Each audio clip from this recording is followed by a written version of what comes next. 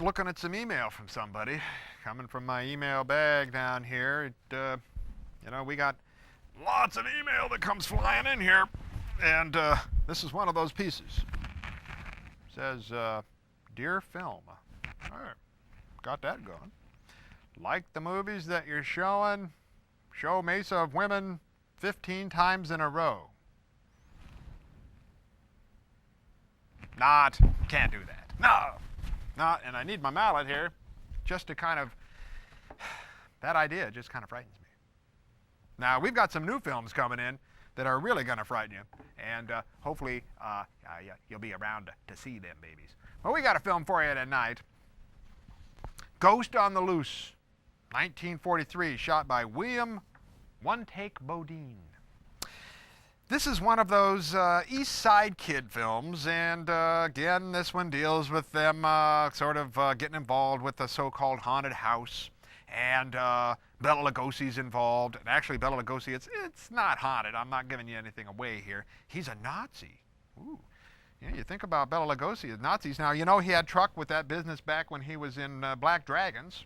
Okay, but they have this house that the Nazis are using, and the boys kind of stumble into this house and cause some troubles.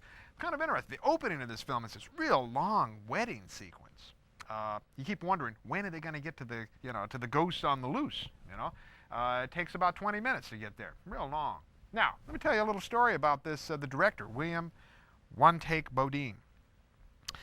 He was so notorious for taking just one shot of a film, and one take of a film, that in this film, Bela Lugosi actually swears on camera, and they kept it in. I will give you a clue where it occurs. He sneezes.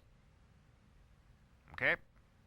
It's at a sneeze that he swears, and they kept it in. Now, this was purposeful by Bela Lugosi. It was sort of a joke, and they wanted to see if William One Take Bodine would stick by his tradition, and he did. Take a look at that. It's kind of a fun little thing.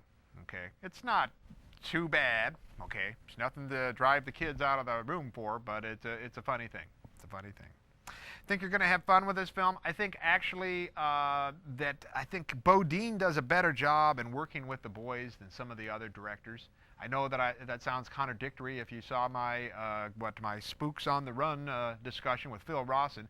Never really been much of a fan of Phil Rawson, even though that Spooks on the Run is a very good film. Superior to this film, but I think the handling of the boys and their comic antics is much better handled by William One Take Bodine. And the reason for that, believe it or not like our show at all, the boys really didn't follow the script very well. They were spontaneous, right? They were very much ad-libbers, and they sort of made things up as they went. And if you're a one-take guy, okay, whatever they did, they got it. And most often, the first take of something is often very much the best, believe it or not.